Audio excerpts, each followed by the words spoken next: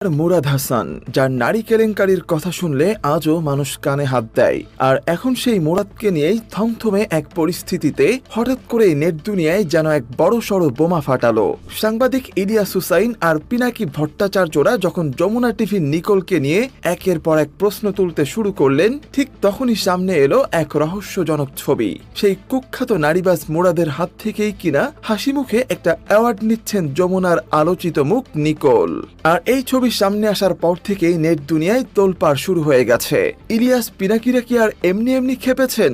নিকোলের এই হাসির আড়ালে কি অন্য কোনো রহস্য ছিল, নাকি তিনিও ছিলেন মুরাদের গুড বুকের মেম্বার?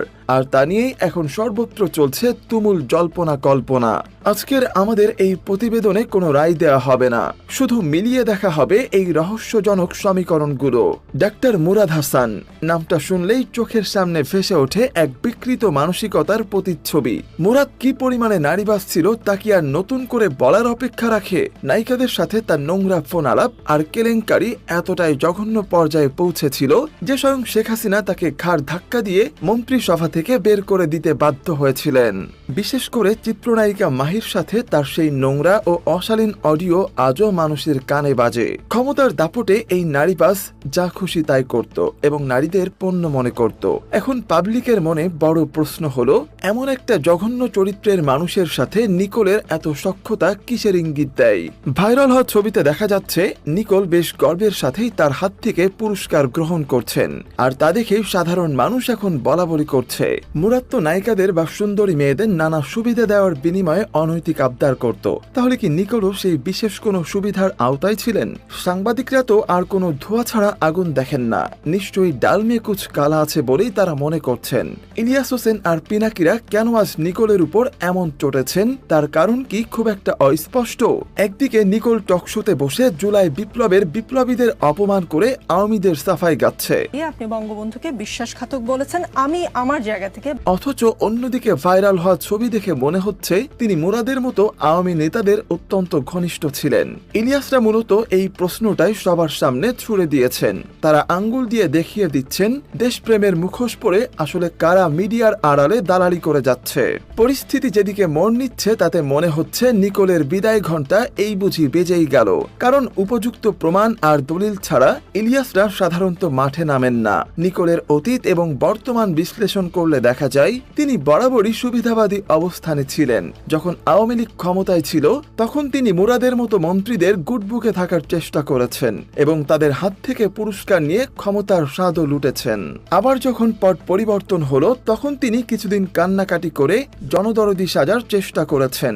কিন্তু কথায় আছে, চোরের 10 দিন আর গৃহস্থের 1 দিন। ইলিয়াসদের অনুসন্ধানী চোখে তার সব ভণ্ডামি ধরা পড়ে গেছে। তারা দেখিয়ে দিচ্ছেন নিকোল আসলে দেশপ্রেমিক নন, বরং তিনি একজন ছদ্মবেশী আওয়ামী দালাল। তার কাজই হলো আওয়ামী এজেন্ডা বাস্তবায়ন করা। কারণ টকশোতে তিনি বেছে বেছে এমন সব প্রশ্ন করেন যা আওয়ামী লীগকে সুবিধা দেয় এবং বিপ্লবীদের বিব্রতকর অবস্থায় ফেলে। নিকোলের এই ভুল পাল্টানোর খেলাটা এখন আর কারো বুঝতে বাকি নেই। তিনি টকশোর টেবিলে বসে নিজেকে নিরপেক্ষ দাবি করলেও তার প্রতিটি আচরণে প্রকাশ পায় উগ্র আওয়ামী তোষণ। তিনি খুব কৌশলে টকশোর আলোচনাকে এমন দিকে ঘুরিয়ে দেন যাতে মনে হয় দেশে এখন যা হচ্ছে তার চেয়ে আগের স্বৈরাচারী শাসনই ভালো ছিল। তার অনুষ্ঠানে যখনই কোনো বিএনপি বা জামাতের নেতা আসেন তখন নিকোলের রূপ পাল্টে যায়। তিনি তখন সাংবাদিকদের বদলে হয়ে ওঠেন একজন জেরা করা পুলিশ অফিসারের মতো। তার চোখে মুখে থাকে চরম বিরক্তি আর কণ্ঠে থাকে অবজ্ঞা। পাশাপাশি তিনি অতিথিদের কথাও শেষ করতে দেন না, বরং মাঝপথে থামিয়ে দিয়ে অপ্রাসঙ্গিক ও উস্কানিমূলক প্রশ্ন করে তাদের হেনস্থা করার চেষ্টা করেন। অথচ যখনই কোনো আওয়ামী ঘরানার বুদ্ধিজীবী বা সাংবাদিক তার সামনে বসেন তখন নিকোলের গলায় যেন মধু ঝরতে থাকে। তখন তিনি হয়ে যান অত্যন্ত বিনয়ী এবং বাধ্য ছাত্রীর মতো মাথা নেড়ে সব কথায় সায় দেন। মুরাদের সাথে তার এই হাসিমাখা ছবিটি আসলে সেই পুরনো সম্পর্কেরই এক জ্বলন্ত প্রমাণ। মানুষ এখন প্রশ্ন তুলেছে যে সাংবাদিকতা যদি মহান পেশা হয় তবে একজন লম্পট এবং চরিত্রহীন ব্যক্তির হাত থেকে পুরস্কার নিতে নিকোলের কি একটু বিবেক দংশন হলো না, নাকি ক্ষমতার কাছাকাছি থাকার লোভে তিনি এতটাই অন্ধ ছিলেন যে মুরাদের মতো লোকের সান্নিধ্য তার কাছে গর্বের বিষয় ছিল। ইলিয়াস হুসাইন ঠিক এই জায়গাটিতেই আঘাত করেছেন। তিনি বোঝাতে চেয়েছেন যে যারা এতদিন স্বৈরাচারীর সুবিধাভোগী ছিল তারা কখনোই জনগণের বন্ধু হতে পারে না। নিকোল যে জুলাই বিপ্লবের সময় টিভিতে কান্না করেছিলেন সেটা যে পুরোটাই অভিনয় ছিল তা এখন দিনের আলোর মতো পরিষ্কার। কারণ যার সম্পর্ক মুরাদের মতো লোকের সাথে, তিনি আর যাই হোক অন্তত ছাত্রদের স্নাত বিপ্লবকে মনে প্রাণে ধারণ করতে পারেন না। সবচেয়ে জঘন্য বিষয় হলো নিকোল তার টকশোতে বর্তমান অন্তর্বর্তীকালীন সরকারের ছাত্র উপদেষ্টার চরিত্র হরণ করার জন্য উঠে পড়ে লেগেছেন। তিনি আসিফ মাহমুদ বা নাহিদ ইসলামের মতো তরুণ নেতাদের অনভিজ্ঞ প্রমাণ করার জন্য উঠে পড়ে লাগেন। অথচ এই ছাত্ররাই বুকের রক্ত দিয়ে দেশকে নতুন করে স্বাধীন করেছে। নিকোলের এই ধৃষ্টতা দেখে বোঝা যায় তার শিকড় আসলে কোথায়। তিনি চান না এই ছাত্ররা সফল হোক, কারণ ছাত্ররা সফল হলে তার বা তার প্রিয় দল আওয়ামী লীগের আর রাজনীতি করার কোনো সুযোগ থাকবে না। তাই তিনি অত্যন্ত চতুরতার সাথে তার মিডিয়া পাওয়ার ব্যবহার করে সাধারণ মানুষের মনে বিভ্রান্তি ঢোকানোর চেষ্টা করছেন।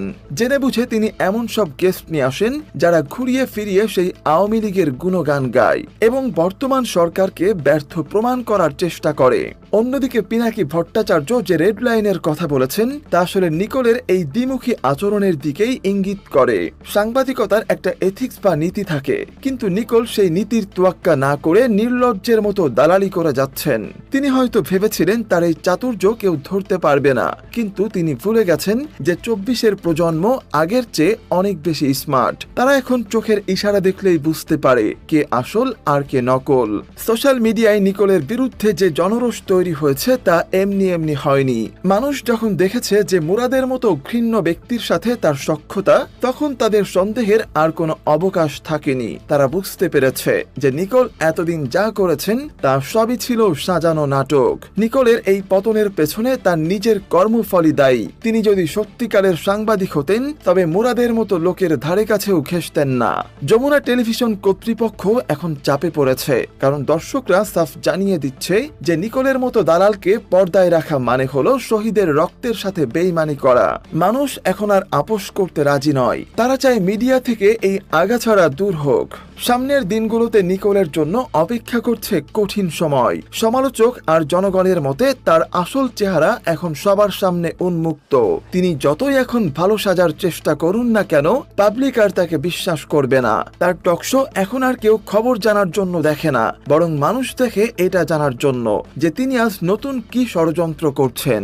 নিকোলের এই অধপতন প্রমাণ করে যে অন্যায় বা দালালি করে বেশি দিন টিকে থাকা যায় না। সত্য একসময় না একসময় সামনে আসবেই।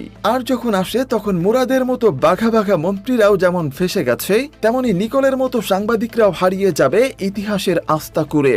ইলিয়াস হুসাইনরা যে আন্দোলন শুরু করেছেন তা আসলে মিডিয়াকে আবর্জনা মুক্ত করার আন্দোলন। তারা চাইছেন সাংবাদিকতার নামে যারা এতদিন ধরে ফ্যাসিবাদের সেবা করে এসেছে তাদের চিহ্নিত করতে। জনগণ এখন তাকিয়ে আছে যমুনা টিভির সিদ্ধান্তের দিকে। তারা কি জনমতের প্রতি শ্রদ্ধা দেখিয়ে নিকোলকে সরিয়ে দেবে নাকি তাকে রক্ষা করার চেষ্টা করবে? যদি তারা নিকোলকে রক্ষা করার চেষ্টা করে তবে তাদেরও একই পরিণতির জন্য প্রস্তুত থাকতে হবে, কারণ বিপ্লব পরবর্তী বাংলাদেশে দালালদের কোনো ঠাঁই নেই।